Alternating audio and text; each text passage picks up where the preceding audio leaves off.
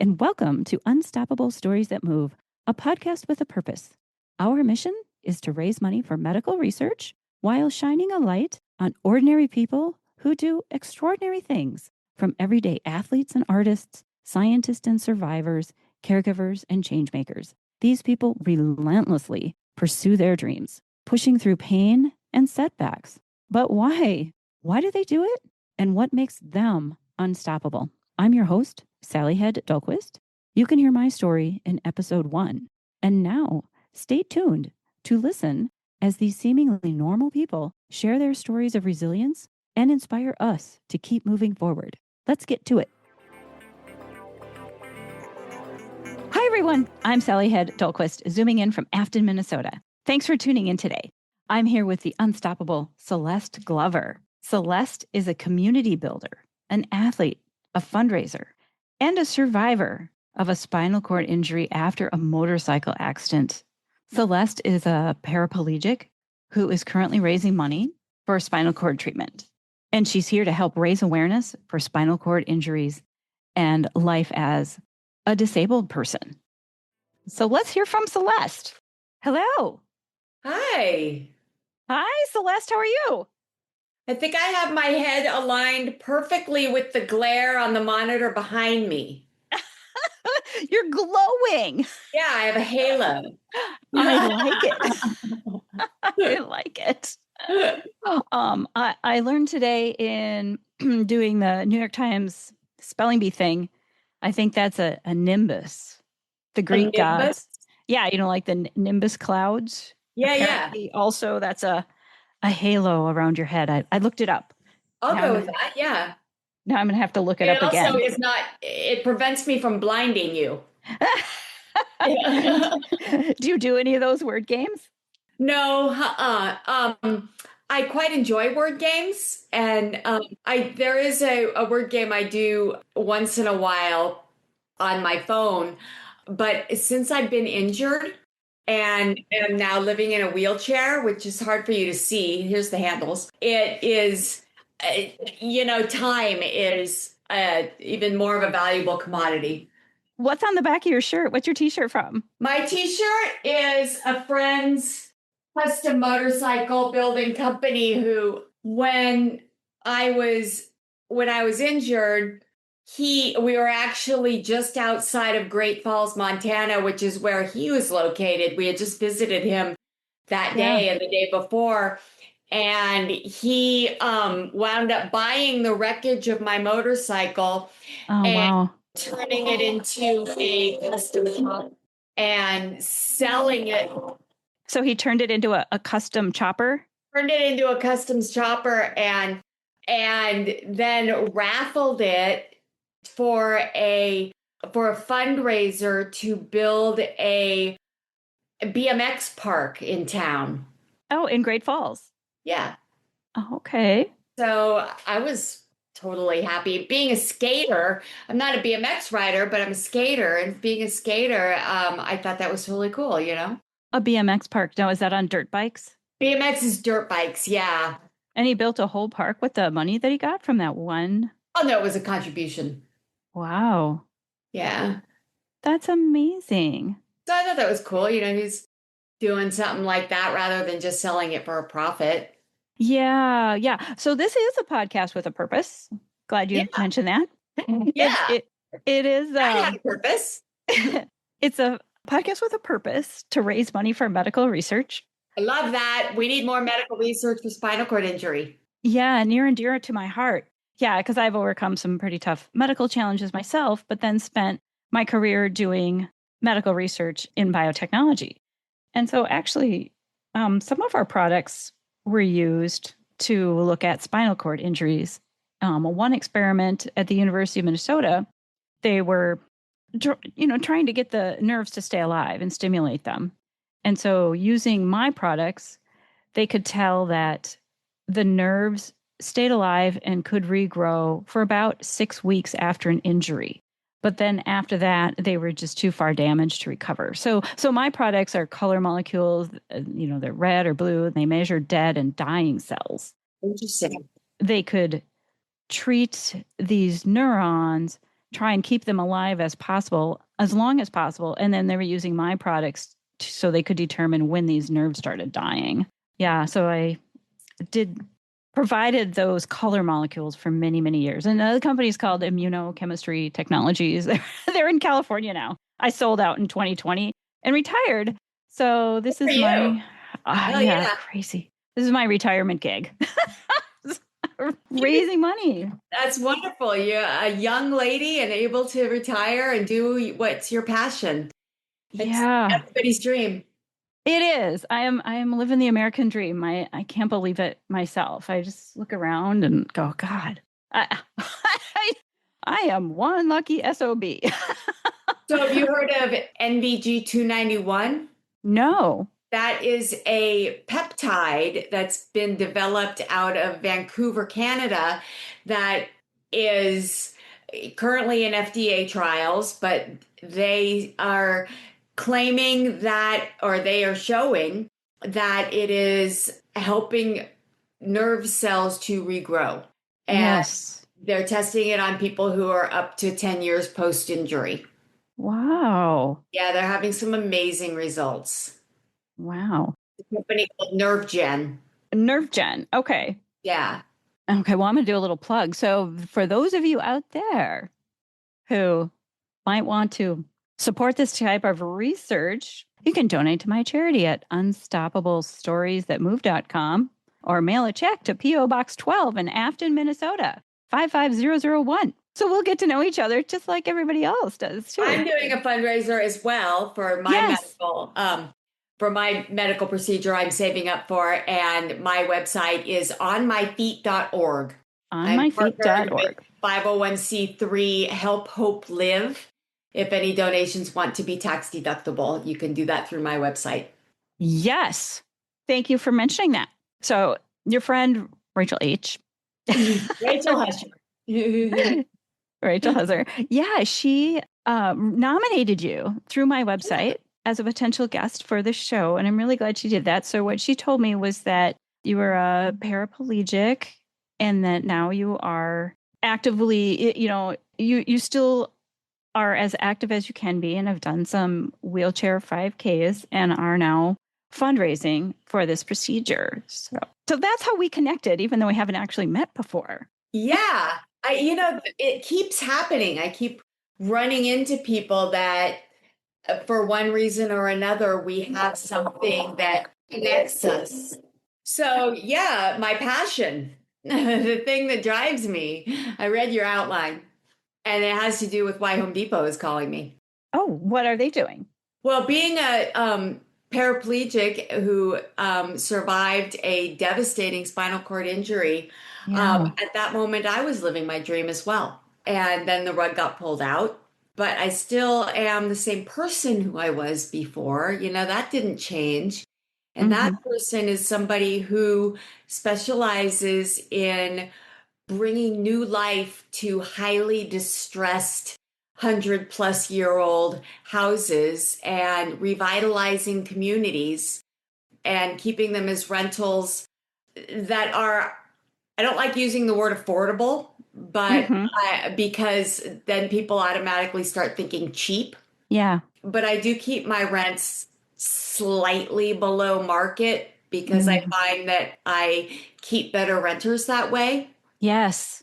And Yes. people appreciate my houses better and Mm-hmm. treat them better when Mm-hmm. I'm not being that landlord who's trying to squeeze every little penny out of the renter that they possibly can. Yeah. And that business model is proven successful for me. I learned about a woman who owns rental properties in Ohio, and she just gradually built up this business on her own as a single woman, also financially struggling herself. And she found also that if she kept the rents lower, the people that she attracted to her properties took care of them better. And they felt grateful to her to have the property, and they would kind of keep an eye out for the Yeah. rest of the place too. So it really built a community with her rental And properties. they don't feel like they need to call me for every single little thing because they can change their own damn light bulb. And maybe I won't raise the rent if Mhm. when a piece of trim falls off here or a doorknob needs to be tightened, they just fix it. You know? Right. Yeah. Yeah, it's true, but a lot of landlords out there are focused on getting as much as they possibly can. And Yes. those are the landlords that get a bad reputation, and those are the ones who aren't treated this well either. Right. And part of the financial reality of slumlords is that they're charging just as much for rent, if not more, in the slum neighborhoods than other neighborhoods. And it's just Yeah, far more profitable because they don't maintain them as well. yeah, And so, yeah. And I love doing the remodel. And before my injury, I did most of it with my own hands. hmm But seeing the way that it revitalizes the community and the change that it brings about in the neighbors, hmm everybody is happy, everybody feels good, everybody is grateful.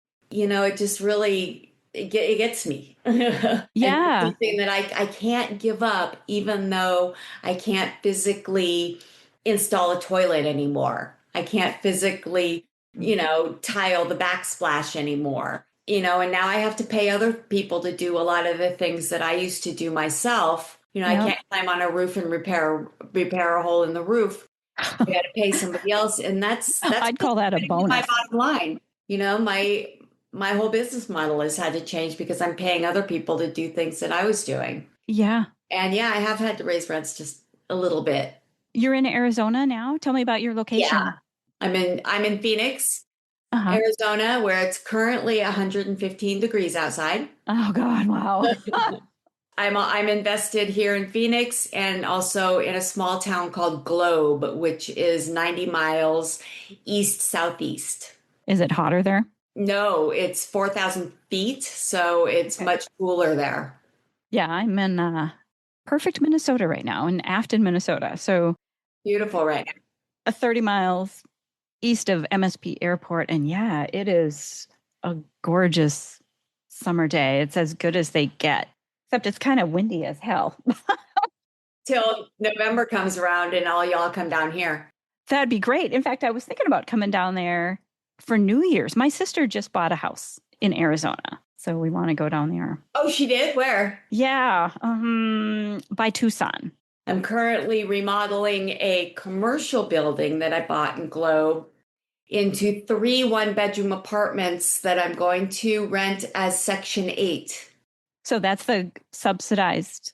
Yeah, it'll be my first time doing Section 8 because, it's always had a really bad reputation. But Yeah. lately, I've been hearing really good things from other people I'm in a real estate investment club, and Mhm. where we all just talk about our experiences, what we're doing, help each other out. And other people who are doing Section 8 are really having a good time. There's a lot of things that are positive about it. So I'm going to make a go of it with this building. I converted my single girl house to rental property when I got married. So I Huh? had a nice house in South Minneapolis. And I, too, from talking to the other landlords, were saying that at least with Section 8, you're guaranteed to get paid. And a lot of those people, well, they're just trying to make their lives better. But for And whatever it's very reason, difficult for them to maintain their qualification as Section 8. So once they get it, they're motivated to keep it. yeah, how does that work? I'm still learning. Okay. But Section 8 is my understanding is where the government pays part of the rent. Oh, yeah. Well, they do, and they guarantee you a rent that is slightly over the area's median. Okay. So you're still, I'll probably be making more than what I would normally charge. Mm. Hmm. And you can't say you're guaranteed it, um, Okay. because what if you don't have a tenant? Right. Right. But as long as that tenant is in there and they're maintaining their Section 8, you're going to Yeah, get some rent paid, if not all of it. right. So this is sounds like your everyday day normal life. You said you're married. Tell me about your family. Yeah, I'm married to the most wonderful man in the world. I'm super lucky to have him because having a partner with a spinal cord injury, it's no joke. No. There are so many things that are, as you know, so many things that are that come along with having a spinal cord injury besides just not being able to use my legs. Mm-hmm. I have incredible nerve pain. I have really intense spasms. I am incontinent, and the emotional part of it is the toughest part. And he Yeah. deals with all those things every day. Mm-hmm. He's there for me. He makes sure my cup of coffee is hot and ready every morning. He's taken over a lot of the things around the house that used to be what I do, that I Yeah. take pride in doing, take pride in maintaining my house. And, Mm-hmm. not being able to do those things is tough on me. And he's really, he's really doing a lot better than I could have ever expected. How long ago was your accident? July 19th, 2023. Okay, so fairly recent. Years. Yeah. Yeah, I spent my 50th birthday in a hospital bed. Oh, I'm sorry to hear that. And then you're laying there looking at the ceiling, wondering about how your life is going to be. Yeah, yeah. And I had no idea how hard it was going to be. As a firstborn Leo, I'm going to slay every dragon. Yeah. I'm laying in bed going, this is no big deal. I'm going to beat this. Oh. This has nothing on me. I had no idea what I was up against. And I'm still learning every day, and it Mm-hmm. still presents new challenges for me. And most days I am going to slay this dragon. But Yeah. no lie, there are days that kick my ass, Yeah. But the thing that keeps me going is I cannot abandon the people around me. I can't Mm-hmm. abandon Rick with everything that I do to keep our business and our relationship strong and healthy. I can't leave him with that. I can't Mm-hmm. abandon all of my renters Mm-hmm. who rely on me to provide them with a nice place to live. Mm-hmm. I can't abandon all of my friends and the people who've already contributed to me, showing me that they have confidence that I can beat this. Mm-hmm. The thing that motivates me and keeps me going isn't just for myself. Even though before this injury, I would say I pretty much lived for myself. I'd set myself up to have a comfortable retirement. I'd set myself up to be able to do the things I wanted to do in, Mm-hmm. in my adult and older years. Yeah. I have come to realize that if it had been really all about me, I probably would have given up by now. But it's really not. It's about all the people around me, and not so much proving to them that I can do it, but they give me strength. Mm-hmm. I feel like I can't abandon that. Yeah. I would get depressed when I think it's never going to get any better. It's never going to change. It's never going to get any better. But Mhm. then time goes by and you go, it actually has gotten better. Some aspects are pretty darn good, you know? That's what's different about this time. Mm-hmm. Physically, it's getting harder. Okay. And I just had two more surgeries since June 23rd, I've had spinal surgery twice. Wow. Yeah, because I had a complication. Uh-huh. It has actually gotten harder, but I might have a really bad day, or usually it comes at night. I'll have a really bad night and I'm crying and I'm, formulating in my mind how I can least impactfully end it. Uh-huh. But it's true. The next day comes around and I'm going to slay this dragon. Uh-huh. You know, Time goes by, like you just said. I get refreshed. I am someone who, even though I'm a type A go-getter, I have, Yeah, I can yeah, tell. Yeah. I have managed depression my whole life. Uh-huh. So have a lot of skills in order to do that drug-free. Yes. And I'm relying on those things now. However, one of those things was I was a daily pot smoker since a time I was like 15.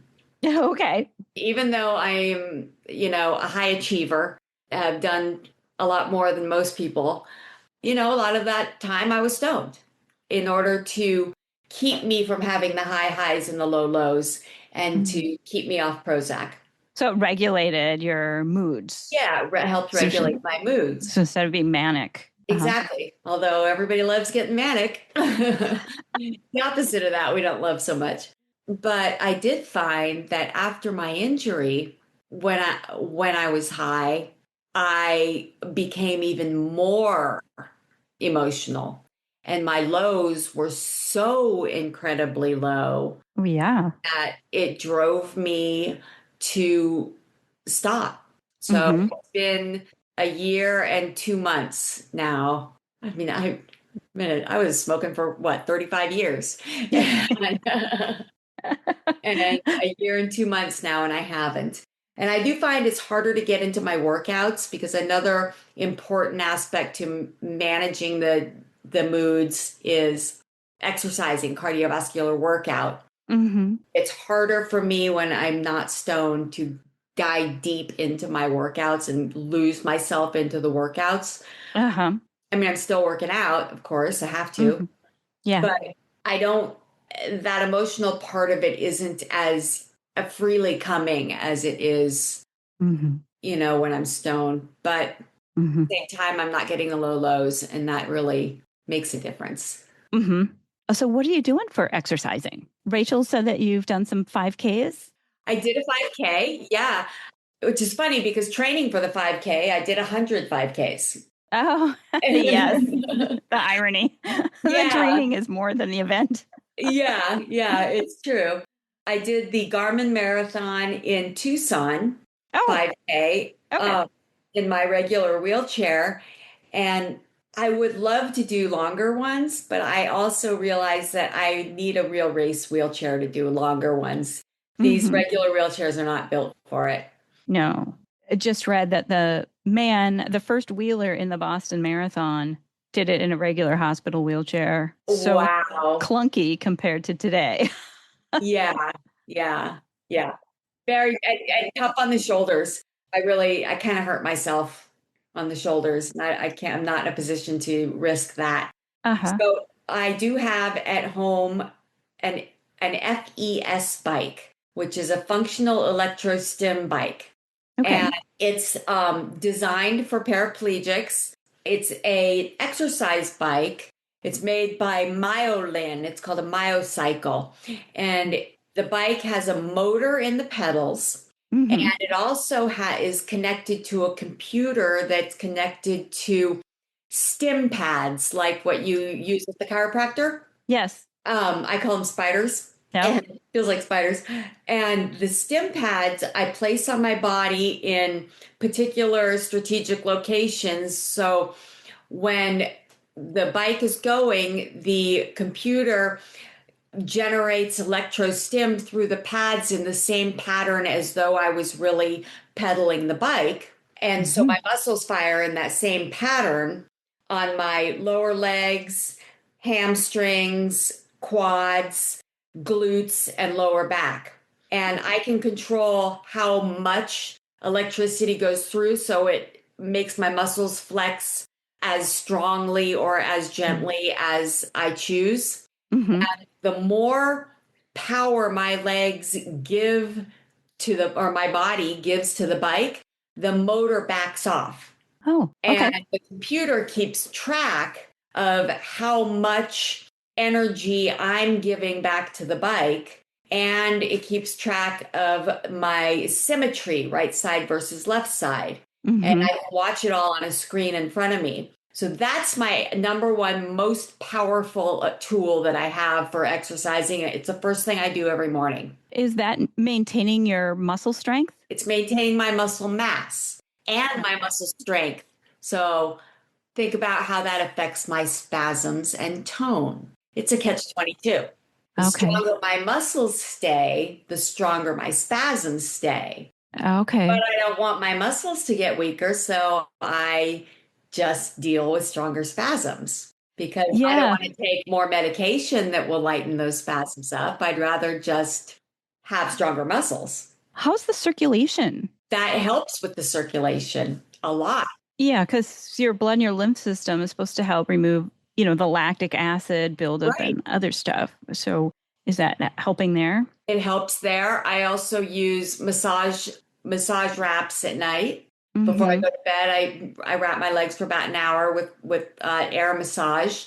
I Yeah. also have a mat table at home, like at the clinic would have a mat table, and I use that to roll around and do any kind of other movements that I can do outside of my chair, Mm-hmm. as well as stretching my legs. I have a frame thing that straps around my legs, and I can pull it up with my hand that stretches my legs up, Okay. that stretches the backs of them, because in a chair your legs are curled in, Yes. Okay. so it helps stretch the back of them. And I belong to a gym called Ability 360 that is an amazing place. It's part of the Arizona Spinal Cord Injury Association. And this place, Ability 360, is like a resort. It is a beautiful gym. And their specialty is for people who have mobility issues, Mm-hmm. or really anything. Like, you go there, this gym is so cool. There ain't none of that gym rat bullshit attitude, that are at other gyms, because Uh-huh. everybody has issues. And Yes. so everybody, the attitude there is so positive and loving. And there's a lot of gym rats there, like me. I've been a gym rat my whole life. There's Uh-huh. a lot of us there. A lot of us are injured. A lot of us are Yes. motorcycle riders, military veterans, Mm-hmm. climbers, horseback riders, adventurous people, Yes. and now all of a sudden we're injured, or we've had a stroke, or some MS, Mm-hmm. and so a lot of adventurous people who now have issues go to this gym. And then there's a lot of people who've never stepped foot in a gym, born with spina bifida, or, Mm-hmm. you know, lost their leg in a car accident or whatever. And all of these people coming together, it creates an atmosphere that's really positive and loving. And so going there to do I do swimming there, and I Mm-hmm. also do regular weightlifting there. They have different kinds of adaptive aerobics classes. They Mm-hmm. have wheelchair basketball, rugby, hockey, rock climbing wall, everything you can imagine, this place. What's your favorite thing to do? I like my FES bike, Uh, but I'm also loving swimming. yeah. When I first realized that I still could swim, Mm-hmm. it was like a weight lifted off of me. Do you have to have floats on your legs or anything? Nope, my legs Equipment? float. Okay. Isn't that weird?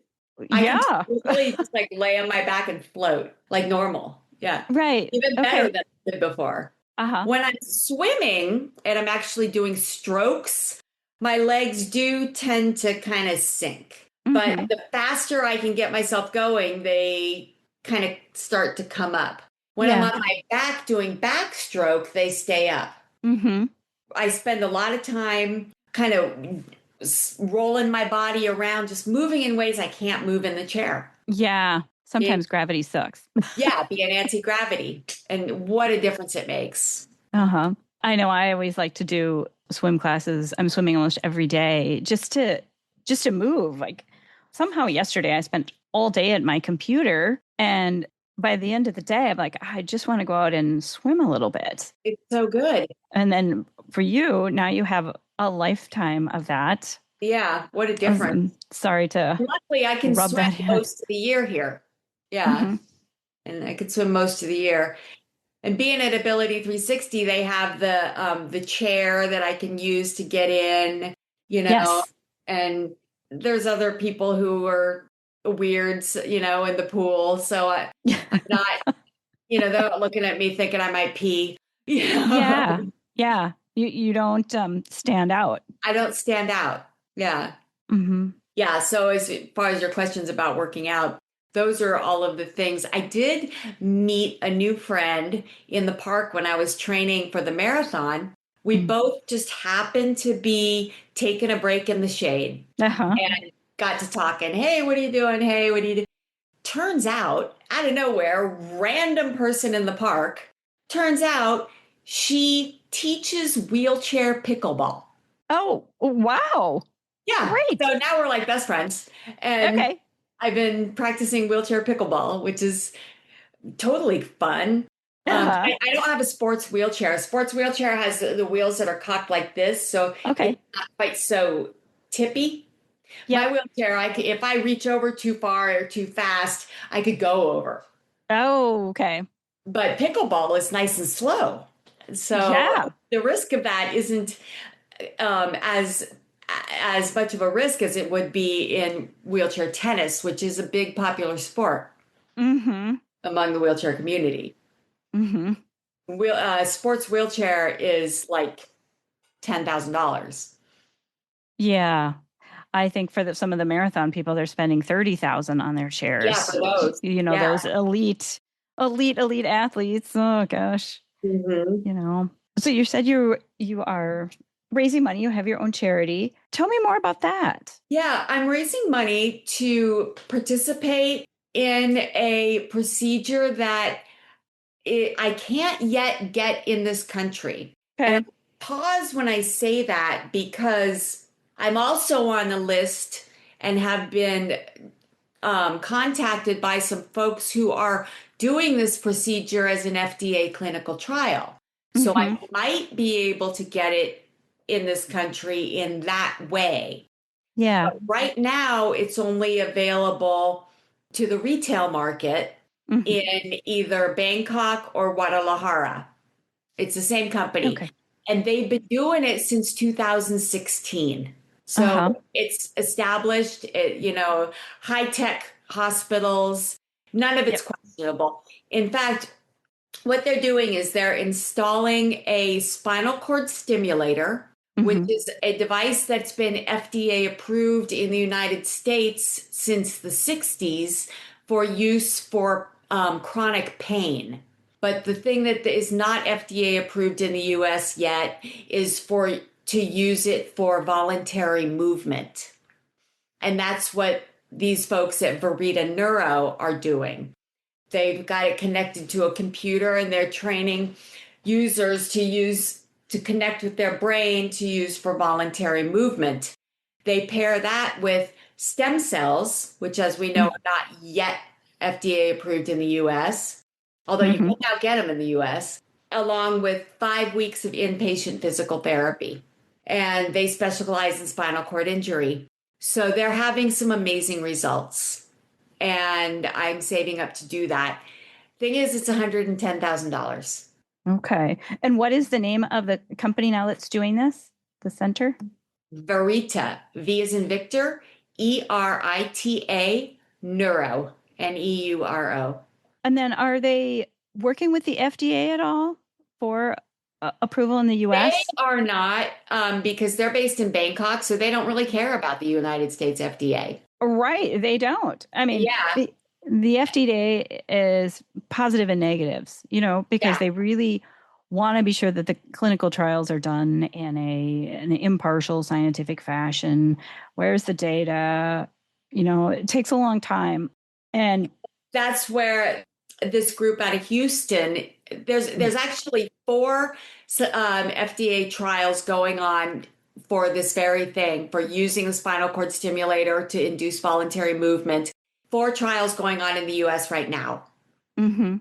I have been in close contact with a university college in Houston that is doing that's one of those four. Mhm. And hopefully I can do that. I'd rather Mhm. stay in the US. Not that I have anything against other countries. I mean, hey, they're great. Right. They have a lot of experience.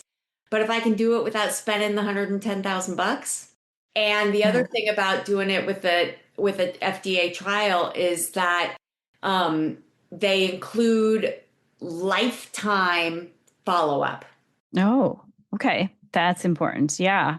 with at no, so I would have some charges associated. I'd still have to not only get to Houston, but also put myself up in an apartment while I'm there and have somebody come with me and, just pay for room and board while I'm there.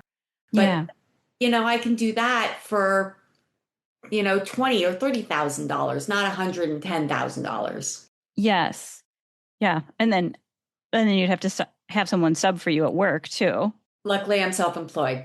And Um, so it's right. me and Rick and our Right. crew, you know.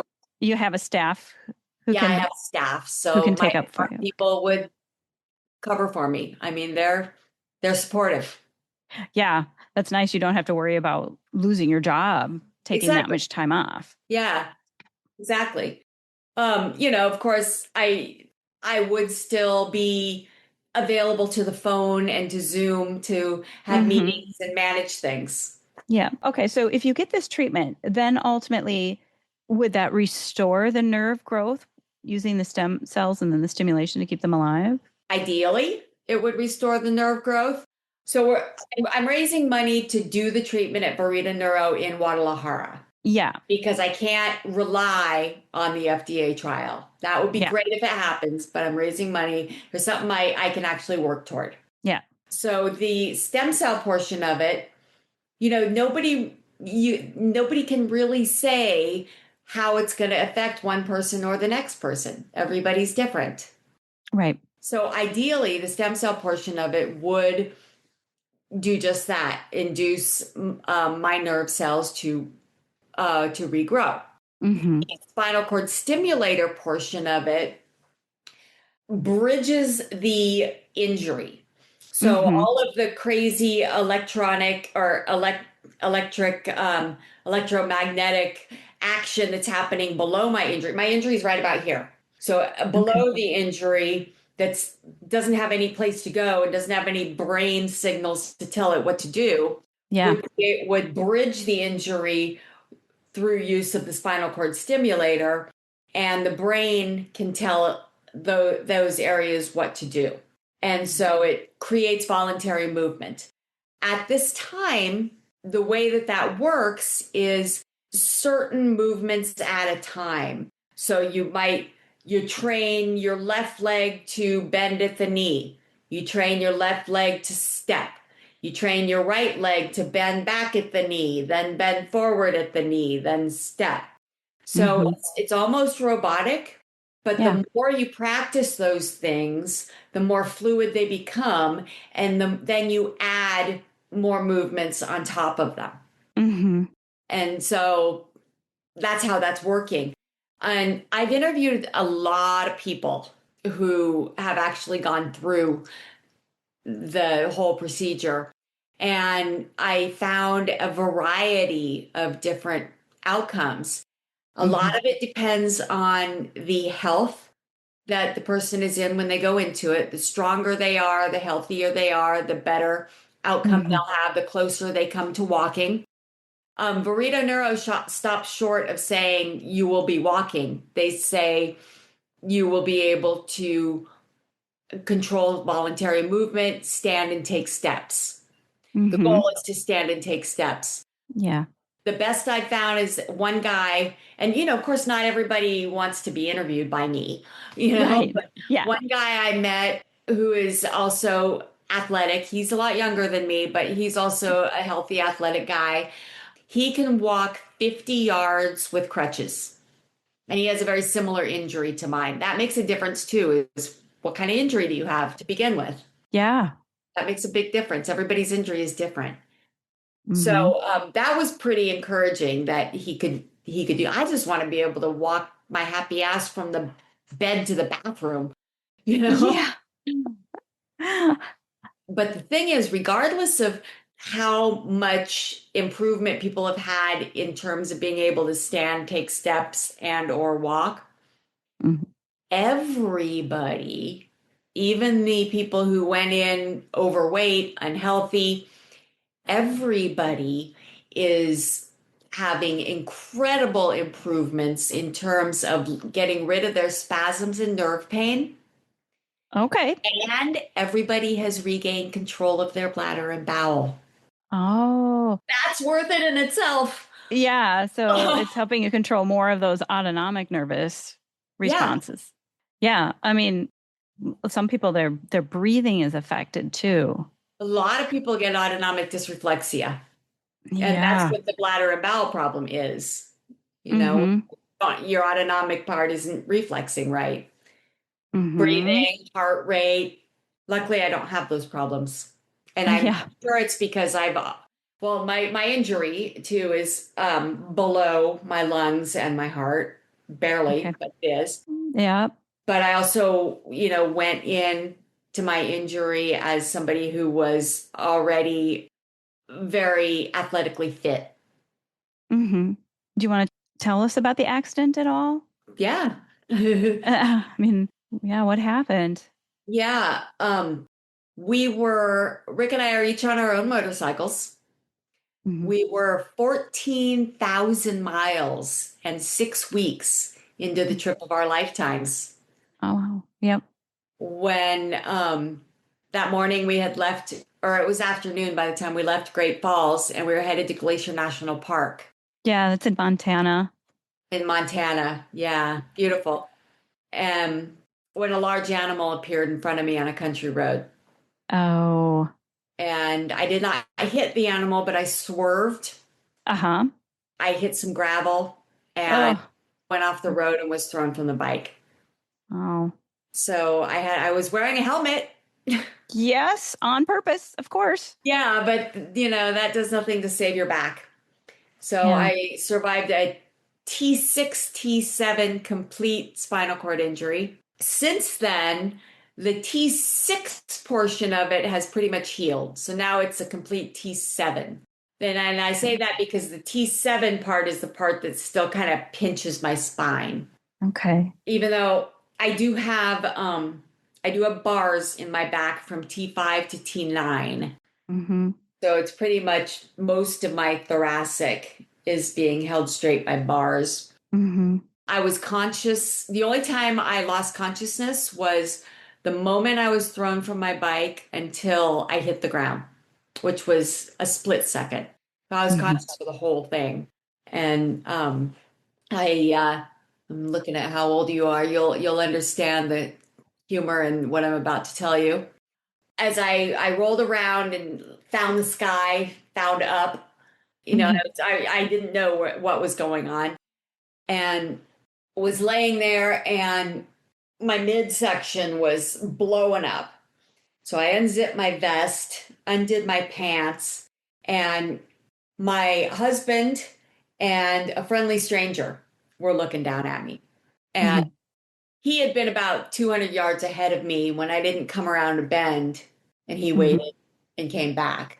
And the friendly stranger had come around the bend and didn't see the accident happen, but saw me and my bike. Okay. So they were looking down at me and, what's your name? What's your address? What's the date?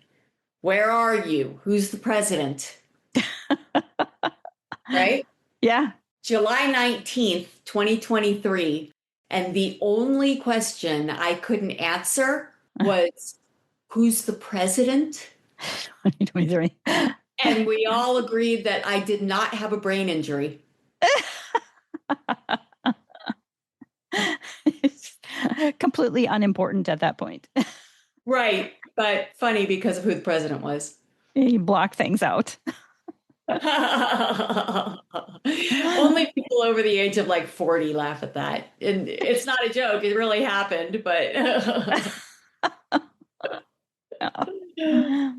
Well, it did. I laid there like, what? I don't know. The stranger was like, well, I guess we know you don't have a brain injury. yeah. And and then he said, but that's okay because we don't really have one right now anyway. So then the helicopter came and scooped me up, and took me to the hospital where I spent a month in the hospital, Uh-huh. learning that my very athletic body that I took so much pride in and loved so much was not that anymore. Yeah, it shakes your identity. Completely. Completely. Yeah. And And that's, that part of it, the emotional part of it has been 100 times harder than dealing with the physical. And the physical has been intense. Mm-hmm. But the emotional part has really been, that's why the one of the first things that they taught me was the suicide rate among spinal cord injury survivors is like 50 times higher than that of the general public. Oh, yeah. We have a family friend who had a back injury when he was 13, and I think he was 60 when he chose to end it all. Just a lifetime of pain. Wow, you really made it for a long time. 60 from 13? Yeah. Wow. I can understand it. Yeah, Totally. I understand it, but I don't like it. Yeah. Yeah. And that, I have had a hard time finding anybody who I can relate to because most of the people who I've met, either one, if they're high achievers like I am, they Hmm. were injured when they were very young. Okay. And so they didn't build their lives to be what they wanted their lives to be and then have the rug pulled out. And then lose it. Right. They're high achievers because they were injured very young and they, dealt with that becoming adults. They built their life around They it, built their lives around it. despite it. Yep. The people who I've met who were injured as adults, Hmm. I have not met any other high achievers who were injured as adults. Most of the people who I met, yeah, adventurous people, Yeah. military, bikers, you know, Hmm. car accidents. Yeah. Most of them are not people who, like I said, high achievers. Hmm. So I have not been able to find anyone who I can relate to as a peer, Hmm. which it's been tough. Yeah. Unfortunately, I'm sure they're out there. Yeah, I'm sure they are. I'm looking for them. Yeah. I would appreciate a mentor. Yeah. So you said your husband has been there for you. So how long have you guys been together? When did you get married? We met and started dating in 2009, so we were already full-on adults Oh yeah, with yeah. our own lives by that time, and we were married in 2012. Okay. Do you Yeah. guys have kids or? No, we both opted out. Yeah, me too. Yeah. All right. Dodge It's- that bullet. yeah, dodge that bullet. Yeah, but my husband, he's got two kids, and so now we've got three grandkids.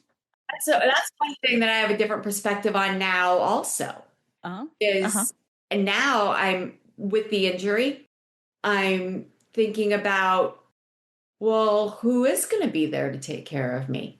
Right. It's more important. Maybe 16 years older than me, Okay. Yeah. you know, he won't always be able to. I mean, he can't lift me. I'm only Uh-huh. 100 pounds, but and he wants to retire.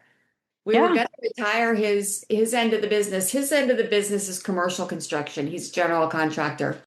Okay. And mine was the residential side. So we were on that motorcycle trip. We were going to retire him when we got back. Oh, But now he's wow. going to keep it running, Mm-hmm. you know? So that's a question that for the first time in my life, I've always been grateful that I didn't have kids. But for the first time in my life, it's like, well, what have I done? Yeah. Do you have other family nearby or nieces and nephews? Yeah, I have a big family. I have Mm-hmm. a big family. I just, I'm not close enough to the young people that any of them would be caregivers. Mm-hmm. They'd be, let's go visit Aunt Celeste and bring her some homemade chicken soup, but they're not, let's Yes. clean up Aunt Celeste in the middle of the night when she's had an accident in bed. Mm-hmm. That's different. You need the home health aide or Right. an overnight nurse or Yeah, so now that is gonna become a real thing. Whereas if I had kids who would be growing and grandkids, that question would be different. right. But then, a lot of those kids, they also have adult lives Yeah, and people feel like they're a burden on them and that's they're real. obligated. And so you're really have a different perspective on preparing for your future Hmm. that is different than before the accident. Yeah. Yeah. Yeah. I let my nieces and nephews know, someday you're the ones who are going to be taking care of me. Yeah, my sisters are out of state, and so, we love each other on the holidays and stuff when we see each other, but we don't have a day-to-day kind of relationship. I mean, Hmm. with their kids. Right. Do a video call on their birthday, you know. Yeah. But it's also different going from being the cool aunt who rolls in on her motorcycle every once in a while, Smoking a joint. smoking a joint, yeah, to being the paraplegic aunt who has to disappear for 20 minutes so she can go empty her bladder. Let's see. Now you're rolling in with mm, something else cool, I'm sure. Yeah, Tie Light custom wheelchair. There you go. You're rolling in with that.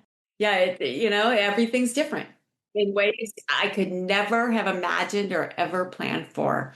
Uh, so I read this paper about breast cancer survivors and dating after breast cancer. And, I didn't have breast cancer, but I could really relate to this in that the woman was saying, her selection of dates was significantly different than before. Like she Yeah. needed, a man who was going to be there for her no matter what, someone more than a rock. She needed a mountain. So that's what I say when I found Mike. I found my mountain. I realized I was needy in that way too. Yeah. I mean, I don't know what I would do without Rick. I probably wouldn't have made it these 3 years. Um, You know, I gave him an out. I told him in the beginning, I understand if you don't want to deal with this, if you don't, I get it. You go, do your thing, it's a lot. Mm-hmm. and no hard feelings. But he said, no way. There ain't no way I'm leaving you. Uh-huh. Like It this. sounds like he's saying, don't feel guilty about it. Yeah. Yeah. You And know, that, have, that that's a hard thing not to feel guilty because I do. yeah, Yeah. that's rough. There's a lot of things about our lives that are different. We were a hot couple. And Yeah. boy, oh boy, in 3 years, we both look 10 years older. Oh, And a lot of things change. A lot of things come to the surface too. Things you take for granted that you never imagined, like gardening. I was also thinking about time. It just takes you so Time. much longer to get up in the morning and get dressed. Yeah, I don't have time for anything. I mean, I'm sitting here. It's amazing I have the time to sit here and do this with you. But the reason I wanted to change Mm. the time is because once I thought about it for a moment, I have to empty my bladder at 6 o'clock. Okay, so let's see. We got what, 45 minutes? No, Well, an hour and 6 o'clock 45. my time. It's 4:15 here right now. Yeah, it's 6:15 here in Minnesota, so. Yeah. I see. I have kept the job of making dinner. So I do still make dinner, but he does the dishes now. He does.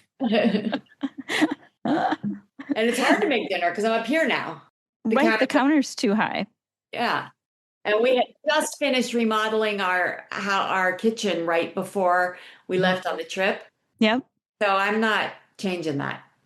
Now, I was going to ask if you had to change your house or remodel much there. Are you on one level or? We had just finished adding a big addition that was a master bedroom, and unbeknownst to us, Mm-hmm. the shower that we put in the master bedroom, it has the whole addition has a concrete floor, and the Mm-hmm. shower is a smooth transition straight into the shower, Yeah. and the door is just a glass panel, Yeah. and it doesn't have a door, it's just an opening, Yeah. and it's like half an inch, just enough for my shower chair to roll in. I mean, it's amazing how perfectly the new bathroom is accommodating. Uh-huh. Yep. Almost like we planned for it, but we didn't. Mm-hmm. I can't get it, sadly, I can't get into the other bathroom, which is where my big, beautiful bathtub is. Uh-huh. I can't do that. Uh-huh. The door is too narrow for either of my chairs. And the kitchen, the counter is high, but we had just finished remodeling it. It's my dream kitchen, so I'm not ready to change that. Mm-hmm. But the Mm-hmm. bathroom, at least I can get in it. So, Yep. yeah. Do you have an up-down desk? Yes. Yeah, And I had that before. that's what I have too. It Yeah. cranks up and down. So I Yep. have a standing frame, which I keep looking over here because it's right next to me. Hmm. It's a device that I put in front of my wheelchair, strap around my back and crank, and it stands me up so Oh, I okay. can put weight on my body. Yeah. Weight on your legs and on your hips is really important to all of those systems. Hmm. And so I can crank my desk up so I stand in the standing frame and work on my computer. Hmm. I already did it this morning, otherwise I'd be doing it right now while you. Speaking of standing, how's your bones? The rest of That's your a big bones? part of it is maintaining the bone density. So all of the cardio I get from riding the bike and standing in the standing frame helps me maintain my bone density. Can you get in and out of the frame and your exercise bike by yourself? Yeah. The exercise bike, I stay in my wheelchair. It's something I roll up to Okay. and strap my legs into. Hmm. And the standing frame is designed, it rolls right in front of me. Put strap around my back and around my hips, and Yeah. then it cranks me up so it lifts me up straight up out of my chair. Okay. Yeah. And to get in and out of like my bed or my mat table or my car, I have a Yep. car that I can drive. Oh, yay. Yeah, and I transfer into the car seat. So those things I can transfer by lifting with my arms Mm-hmm. and using it's called slide board. It's a board about this long and about this narrow that I lean over, shove under one hip, and then I can slide across it to get Mm-hmm. onto whatever thing it is that I'm transferring onto. Okay. Or if I'm going on the floor, I have a whole method of just dropping myself down onto the floor. But I need help. I can't get back into the chair by myself. Okay. So we have a whole method of doing that. I lay on my back, I pull my legs up, so I'm like in Happy Baby. Yes, the yoga pose. Yeah, I'm in Happy Baby. And then whoever's helping me, whether it's Rick or a friend, lays my wheelchair down on its back and Mm-hmm. brings it up to the back of it up to my bottom. Mm-hmm. And then I grasp the wheels and I pull so that the back of the chair slides under my hips so Mm-hmm. that my bottom is on the wheel or on the seat. Yes. And then the helper takes my legs so that my legs are now over the seat. So I'm like laying on my back but sitting on the wheelchair. Okay. And Yep. then I hold the wheels and the helper pulls the wheelchair so it rolls me up. Okay. That makes sense? On the big wheels, on the rear wheels. Yeah. Okay. I get into a seated position, but laying on my back and then roll me up. Okay. Yeah, it's kind of fun. And people see it and they're like, wow, that was so cool. And it's easy to describe, like, I've fallen out of my chair a few times, and there have been a couple of times when I've had to just call somebody over and, hey, help me get back in my chair. Oh my God, Yeah. how do I help you get back in your chair? Well, let me describe this to you. And Uh-huh. it's like magic. It's like, wow, we just did that. And it was Yeah. easy. Yeah. It's always hard for me to ask for help. Yeah. But in this case, But in this you have case, to. it's like, hey, and I've gotten a lot better at asking for help. Mm-hmm. But in this case, it's like, hey, you want to do something cool? Like, I promise it's going to be easy. You're not going to hurt me. That's the first thing is, oh, am I going to hurt you? You're not going to hurt me. Yep. Just do it. Just follow these instructions. Uh-huh. Uh-huh. So do you and Rick have any more trips planned? Not right now. Traveling's tough. Mm-hmm. Traveling is tough. We've done a few things. We've gone overnight here and there a few times. Mm-hmm. We don't have anything planned right now. Okay. Looking forward to being able to in the future. You know, Yeah.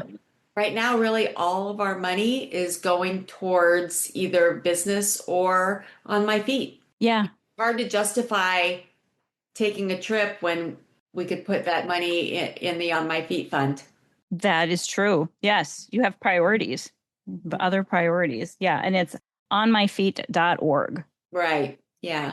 Right now we're at about 28,000. Okay.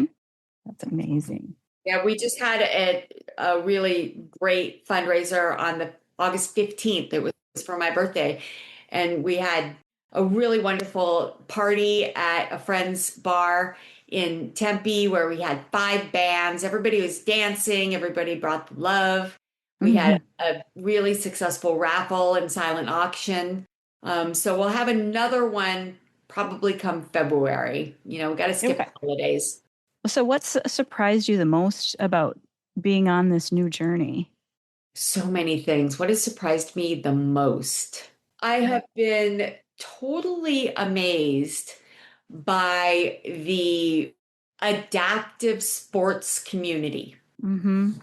The adaptive sports community is a thriving, powerful machine that is really invigorating, uh, Hmm.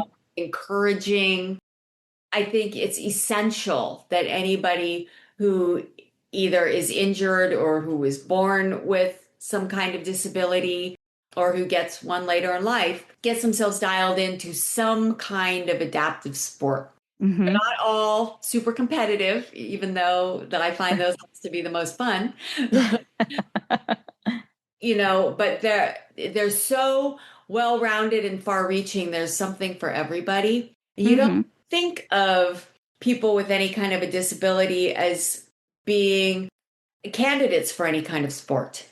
So it's really been amazing to me how inclusive the adaptive sports community is and how, you know, people are real athletes. Yeah. And not only is it really physically essential for people, Hmm. but it's also emotionally essential, Hmm. not only for the camaraderie and the encouragement, but also for the happy brain chemicals that it releases. Yep. Whether you're on doing a team sport where there's people who are cheering for you on the sidelines, or you're doing a solo sport where you're in a quiet and contemplative yoga class. Yoga is a Hmm. sport. Yep. Those things are all true.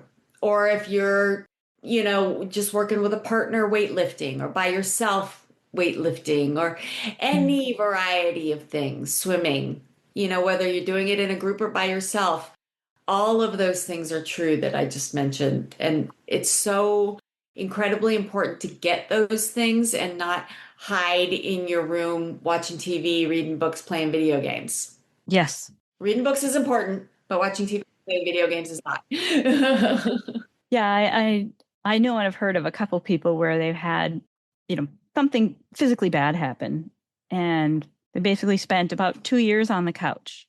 Yeah. And then after 2 years, they went, "Why am I wasting my life doing this? You know, I got to get out of here. I got to do something." You know, it's like enough. Hmm. You have to get out in the sun. You have to be social. We're social beasts, Yep. social beings. Yeah. And to have that positive energy, you need more of it when you're in this kind of condition, you know? So that Mhm. has been to me probably the most powerful and surprising thing about, you know, all of this Is that you need to be more social, is that that community exists. the community. That Yeah. community exists for us, you know? I think part of that might be because when you're feeling sad or experience the grief or upset within yourself, You feel so that alone. right. And then you can reach out to someone, even if it's one person. All it takes is one person who can say, "Hey, you know, this has happened to other people too. There are things you can do. You know, hold on. Don't do anything drastic." I'm really lucky that I live in Phoenix and we have Ability 360. Not, you know, there aren't places like that in every state. I'm really grateful for that. What are some of the coping skills you're using? You said mentally to kind of pull yourself out of a funk. Exercise is big. Going outside. Sometimes Mm. I just, you know, I'm in a funk. I just go outside. Yeah, me too. You Yeah. know, just go outside, or I go outside and I do something in my garden. My garden has really suffered because I can't physically get to it, Yeah. but for parts of it. But if I just go outside and do something, you know, Hmm. even if I'm just squeezing dirt, connecting with the earth Hmm. is an important coping mechanism. Hmm. Do you have raised beds? Yeah. Okay. Have you always had raised beds, or are you changing what you're doing? I've always had raised beds, but I've also always had, I live on a decent sized piece of property, and Mm-hmm. I have been responsible for all of the plant life and tree life and everything on the Mm-hmm. property. Being Yeah. in the city and in the desert, you really have to maintain those things if you're going to have them. And those are Mm. my kids, Yeah. you know? And since I can't do that anymore because I can't get to them, Yeah. I have focused more on the raised beds and the big pots. Yeah. And are you growing green stuff or more desert things since you're in Phoenix? Both, What are you growing? both. Both? Yeah, it has to, it changes throughout the year. I have desert stuff that grows all year, Mm-hmm.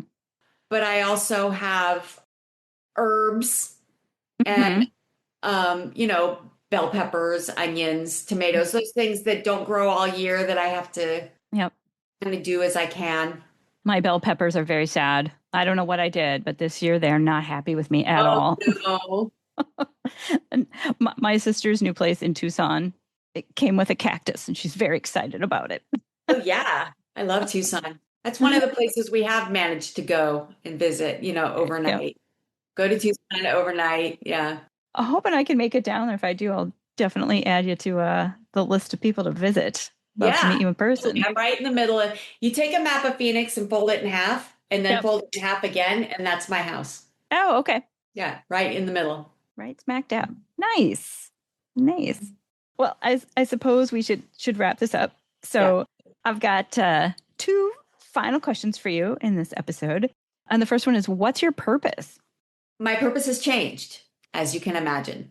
Mm-hmm. And that change has been a 3-year evolution, because when I first came out of the hospital with this injury, that was one of my big questions is, after all this, what is my purpose? What's the point? And Yeah. I have learned, because my purpose wasn't the same anymore, Mm-hmm. but I have learned that it's not quite so different as it was, as I initially thought. My purpose remains to improve community, Mm-hmm. to bring new life to highly distressed neighborhoods, waking up formerly vibrant neighborhoods to return to being places where families want to live, kids want to run in the streets, and bring cookies to their aging neighbor. Mm-hmm. My purpose is to wake up those neighborhoods and improve the community that they once used to be, especially in historic neighborhoods in downtown areas. That's amazing. I love that. Creating the community. And creating places for people to live that they don't have to fight to live there, Yeah. Yeah. either to afford it or to be in a part of town that, has always been a fun place to live that became blighted. Mm-hmm. And we're turning those things around. Yes. As you know, this is a podcast with a purpose Mhm. to raise money for medical research. So for those of you out there who are touched by Celeste's story and want to help contribute to medical research, please make a donation at unstoppablestoriesthatmove.com or mail me a check to P.O. Box 12 in Afton, Minnesota. Or you can donate to Celeste. She has her own charity called onmyfeet.org. So I got one last question for you is, what makes you unstoppable? What makes me unstoppable? I am and have always been a winner. I am a type A go-getter who doesn't quit until I achieve my goals. Having goals that are open-ended, like improving community, means I never quit. And Uh-huh. Yeah. right? So I can't stop. Now that I am physically in a different position than I was before, I'm learning to work on achieving those goals in a different way by including other people around me more than just doing everything myself. Now I'm building my team around me to take on more responsibility And that gives them more pride in their accomplishments. And I find that they want to do more. They want to be more of a part of my mission. And so the mission itself is growing and it's snowballing. So a snowball is unstoppable. It just keeps getting bigger. You're a snowball in Arizona. Yeah, Arizona snowball. Thanks for tuning into this episode. If this story hits home, please share it with your friends. Subscribe, support the podcast, leave a review, sign up for the Unstoppable newsletter, or send me a message. I would really love to hear from you. And if you want to do something even bigger, donate now. Support our mission to raise $1 million for medical research. You can donate online at unstoppablestoriesthatmove.com or mail a check to P.O. Box 12, Afton, Minnesota 55001, USA. We can't get there without help from listeners like you. Together, we can save lives. I'm your host, Sally Hed Dahlquist. Thanks again for listening and keep moving forward.